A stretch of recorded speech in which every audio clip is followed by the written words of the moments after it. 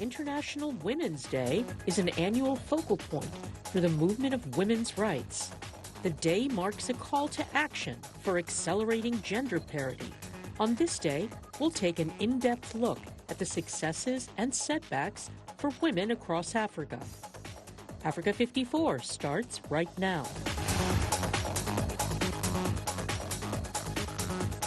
Good evening and welcome. I'm Vincent McCory. This is Africa 54. Well, Friday, March the 8th is International Women's Day. This year's theme is #Balance for Better. As women worldwide celebrate this day, most African women are still facing enormous challenges to reach their full potential as they look for ways to advance gender equality. Africa 54's Paul Dio starts our International Women's Day coverage.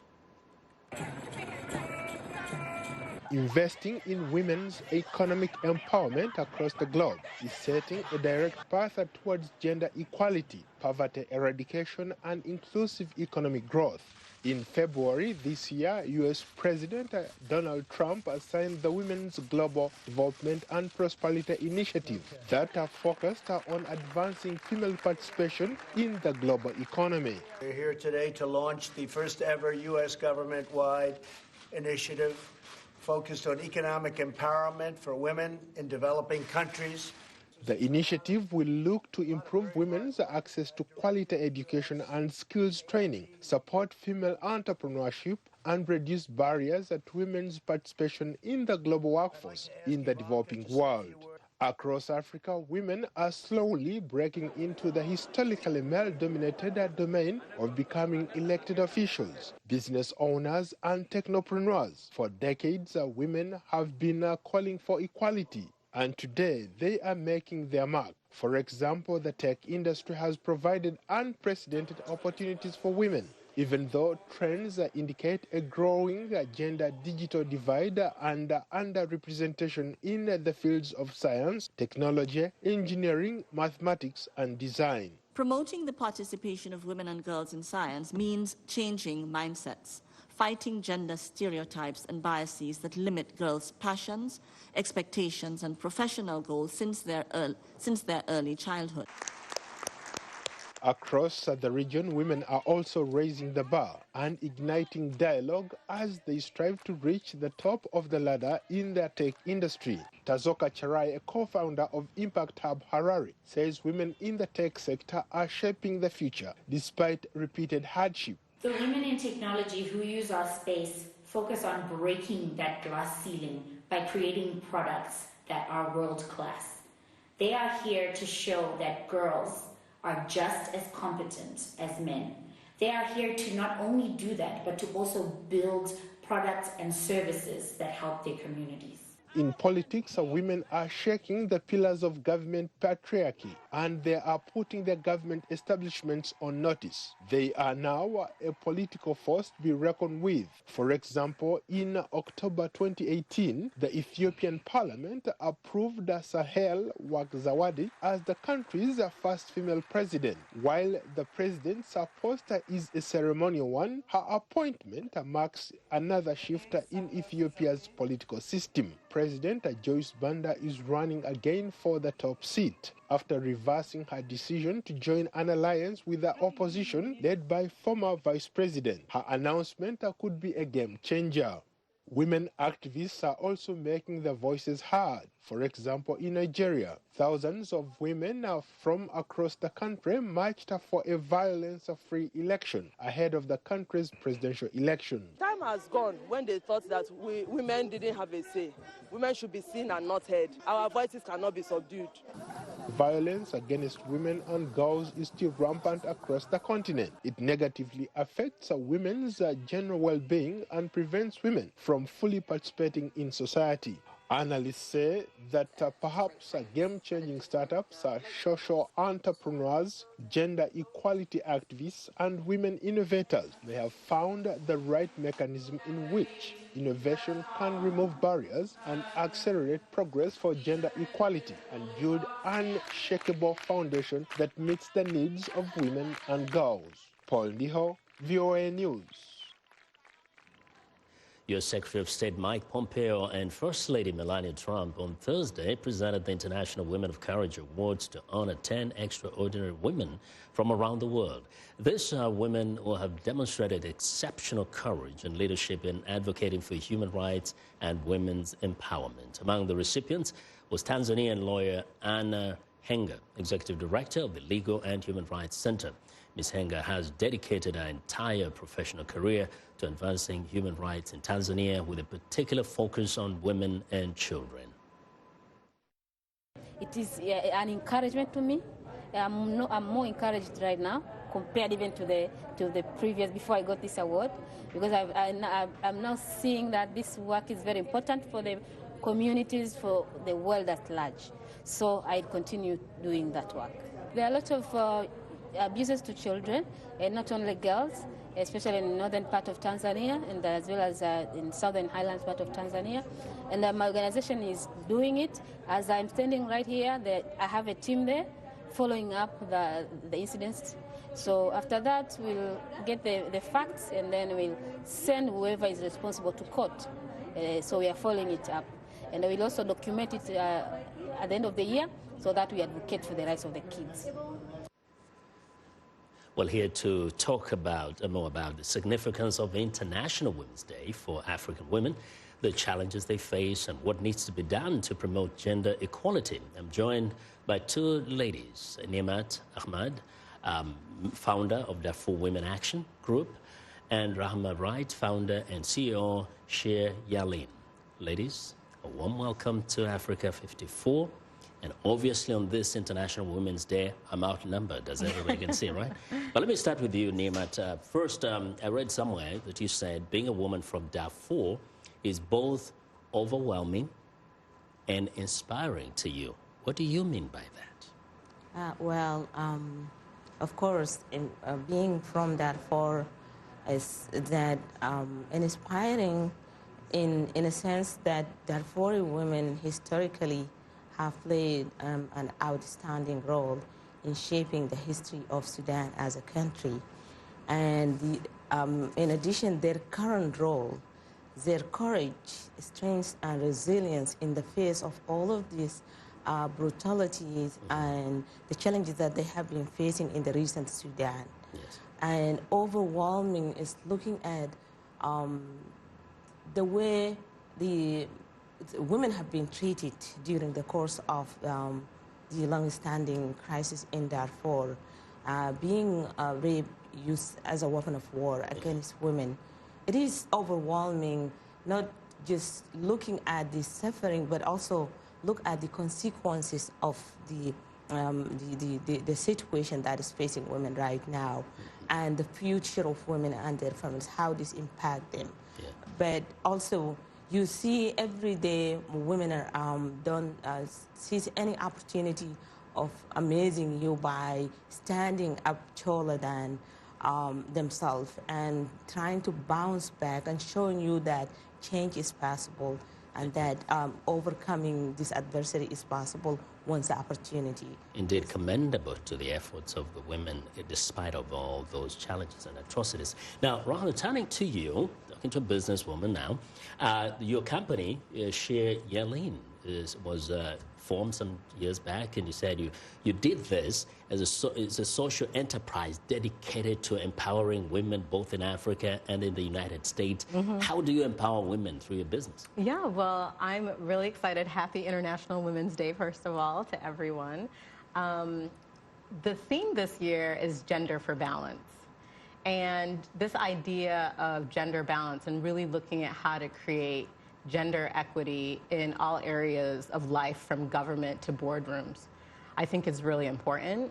And for me, I also look at this theme in terms of care. So the idea of women caring for themselves is also a part of balance.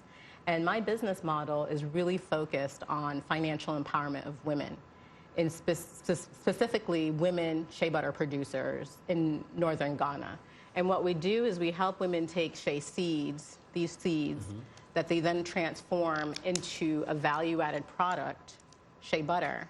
And then we create an entire line of products that we sell through select Whole Foods markets, MGM resorts, hotels, and boutiques in the U.S. And by doing that, we're helping financially empower women by increasing their income by 5 times their country's minimum wage. In Ghana, that's about $1 a day. And actually, talk about business. It does some information shows that women have done so well, especially in Ghana. They kind of are leading among developing countries, even developed countries, in women that are entrepreneurs, that are running businesses. Yeah. How do you reconcile this with the fact that people see a country like Ghana and think this is a poor country, women cannot be doing that well? Well, I think that's a great point, and I would say this: no country in Africa is actually poor. The continent of Africa is the most resource-rich continent in the world. And so the people struggle with poverty due to things like restrictions and due to issues around being able to take their natural resources and financially benefit from them. And that's why I created the Shailene business model, by really focusing on helping people get access to things like access to capital, access to production equipment, and bringing their products to market in a way where they were able to gain market access. In terms of Ghana, the government of Ghana has really invested in looking at how to create an environment where it's easier to do business. And I'll just point to their policy of one village, one factory, where the Ghanaian government is looking at how to establish manufacturing in a lot of their rural communities to help people take raw material, turn it into a value-added product, and connect that to market. Yes. Now, very quickly, Nimet, the question of opportunities. Are there any opportunities that really exist in Darfur for women to advance? Of course, there's a lot of opportunities. And one of the opportunities that people don't talk about is women themselves. Women have the knowledge of what are their issues and what their society issues and how they can resolve it. Okay. And women have demonstrated outstanding leadership at the grassroots level. And we will talk about that in a moment also a little bit more. But, events are being held around the world on Friday, marking the accomplishments of female leaders and challenges that many women still face at home and in the workplace. VOA reporters asked African women about combating sexual harassment and sexual assault. Is what some of those women had to say. There are different types of sexual harassment. It can be in the bus when a man gets too close to you or even touches your hand. This can be considered sexual harassment. For me, sexual harassment can be over the phone when a man asks you to do something and you refuse. They pressure you. It's very hard, and I would even consider it a psychological harassment. Some men ask for pictures. Others try to forcibly approach you. This, for me, is sexual harassment. Some men don't take into consideration that you are wearing the hijab. They don't care. They still call you on the street. I condemn these acts committed by our men. Very often, these men are our bosses and supervisors who act this way. Personally, if I'm sexually harassed in a professional environment, I would complain to the human resources, and if I feel that there is no follow-up, I would take my complaint to the authorities who will handle this matter and who would bring me justice. I would recommend women to always denounce their abuser because social justice, articles of the Constitution and family laws guarantee and protects women's rights. Since sexual harassment harms a woman's confidence, since it stands in the way of her professional and emotional growth, I say women have to report their abuser. Somali woman or Somaliland woman can meet a lot of violence, such as rape, physical assaults, FGM, intimidation, and attempt rape. It's unfortunate that our culture does not allow rape victims to come forward, mainly for fear of victimization. This is mainly due to the circumstances where rape actually happens. You're looking at a situation where it's probably a family setup, your father, your uncle, your brother would have raped you. So for you to be able, you may come out, but you come up within the family setup, and it's just talked within that family. And because of fear, some women just go quiet. We need first to break the culture of silence, because here in Burundi, most of the times when a woman is raped, she's obliged to be silenced. So we have first to promote a culture that is against violence against women. Well, International Women's Day is being celebrated under the theme Balance for Better, a call for action to create a more gender-balanced world. But people living with albinism, especially women, have a long road ahead in their struggle to find work. Alima Athumanu reports from Kampala. On the outskirts of the Ugandan capital, Kampala, women with albinism learn how to make organic soap. The women here haven't been able to find jobs. It's not easy when many believe that people with albinism can transmit magical powers, that their body parts bring good luck, or having sex with them brings vast wealth. Naweje Doreen Mayanja runs Women and Children with Albinism in Uganda, a group helping women learn new skills. And just because most of these women were denied the chance to go to school, they are not educated, they are not empowered. You find they are living below the poverty line. Albinism, a rare and genetically inherited condition, occurs worldwide regardless of ethnicity or gender. People with the condition lack the pigment melanin, leaving them with unusually light skin, hair and eyes. Stevie Fiona was a primary school teacher when her husband of 8 years asked her to stop working. She says he believed he would become wealthy as the husband of a person with albinism. When that didn't happen, the mother of 4 was forced out of their home on orders of her father-in-law. Now she lives in a one-room house with her children and can't find a teaching job. When I went there to apply for vacancies, they refused. They said the children will fear you.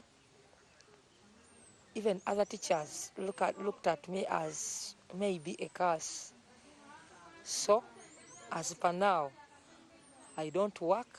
A 2017 UN report says albinos aren't able to fully participate in society because of the discrimination and barriers they face. As a result, they are more likely to experience social exclusion and poverty. Ugandan lawmaker Safia Narule introduced legislation in support of people living with albinism. I'm bringing this bill, first of all, to ask for great awareness raising about persons with albinism, that they are not different from us. It is only a genetic disorder which actually brings about albinism. But the Ugandan government admits the persecution of people with albinism persists not only in this country but in other parts of Africa. Halima Athmani for VOA News, Kampala. Now, for decades, African women have been on the front lines in the fight for equality and justice. Today, we are highlighting their global leadership. Melanie Verveer runs the Georgetown Institute for Women, Peace and Security here in Washington. She was appointed by former U.S. President Barack Obama as the first U.S. ambassador for global women's issues. Africa 54's Haiti Adams Fitzpatrick sat down with her and asked why she thinks Africa has, at the present, only one woman president. This is not a problem unique to Africa, although it was very big happening when Ellen Johnson Sirleaf became the first president. It shouldn't take so long, but it does. And as someone who has looked at the state of women, whether it's with respect to access to education or health or economic participation, whether it's dealing with violence, having equal rights under the law, political empowerment has been extremely difficult. And I remember so well a young woman from Uganda telling me one day, you know, they look at me and they say, well, if you have children, you should be home with your family. You shouldn't be thinking about running for office or be engaged in this. And if you don't have a family, if you're not married, then something's wrong with you. And so she said, you know, this is what you're up against. How do you succeed? It's about power, and it is very difficult to relinquish power. How do you think African women are faring compared to women in other parts of the world? I've seen African women demonstrate their extraordinary leadership. They understood violence against women, the abuse was something that had to be addressed on the international level, long before it became the issue that we all talk about, understanding what a global scourge it is today. The Nairobi UN conference put this issue on the Beijing conference agenda, that big meeting none of us will forget who were part of it, and they brought this issue to bear as women's rights are human rights. And when the First Lady of the United States, who I was with at the time, and gave this litany of violence against women, she said, this is a violation of human rights. It was something the African women truly understood before it became a part of international law, which finally happened through this evolution. But they put it on the agenda at the Nairobi conference. Are there any places in Africa that you think serve as an example of the benefits of having women at peace negotiations? And what would you say is the cost of excluding women from peace talks? When I look at the map of Africa today and look at the level of women's political participation, in those countries that have 30% or more women in their parliaments, a lot of that came out of the processes at the end of the conflicts where women were part of those efforts. Women have not always been at the table, but they have had interventions so that the wisdom that they possess and their experience on the ground is absolutely critical. It needs to feed into any peace negotiations, because if those questions aren't addressed and whatever agreements are achieved, the conflicts are going to continue. They're going to recur. Now, we know there's plenty of room for improvement, but I do think that those are extraordinary examples of the leadership of African women. Melanie Verveer is the Executive Director of the Georgetown Institute for Women, Peace and Security, speaking with our Haiti Adams Fitzpatrick about African women's global leadership in the fight for justice and equality. Let's continue our conversation with Niamat Amadi, founder of Darfur Women's Action Group, and Rahma Wright, founder and CEO, She Yelin.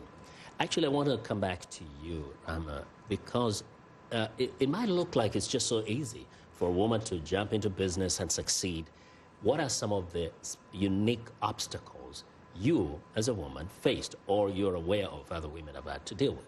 Yeah, well, when we look at the statistic that less than 2% of venture capital funding is provided to all women, and if you look at either black women or women of color, that's an even lesser percent.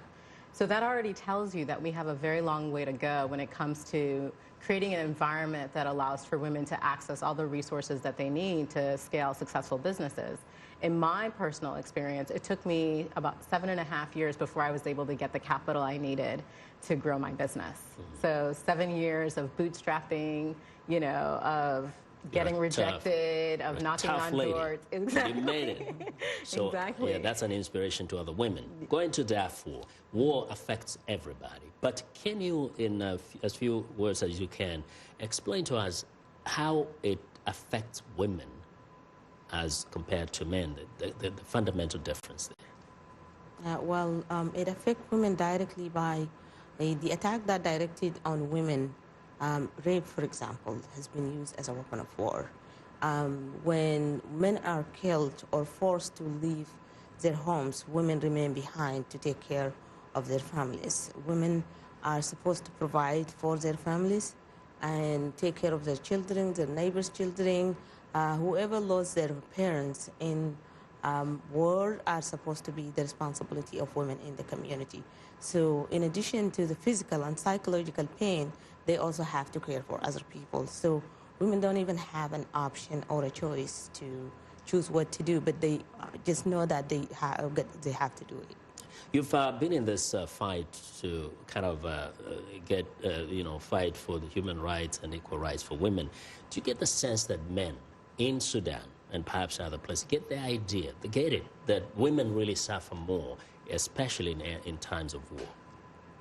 Well, in the beginning, it wasn't as clear as right now, but today I can tell you there are so many men who champion the issue of violence, combating violence against women, and they do understand, but there is a lot of work need to be done, because when people talk about women issues, sometimes men are excluded, and when they are excluded, then they take less responsibility. And I do think by building a like equal and responsible partnership between men and women is very important in addressing issues affecting women. Thank you. And Rahma, what do you think, or what can you say is the benefit to society when more women are empowered to get into entrepreneurship, when they succeed in business?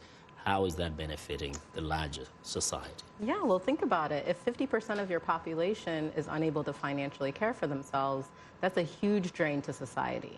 So if women have access to income, and I'm not just saying any income, living wage income that allows them to be able to pay for school fees, to be able to buy food, access healthcare services, invest in other income-generating activities, you're seeing a transformation in the communities. You're seeing a transformation in the society.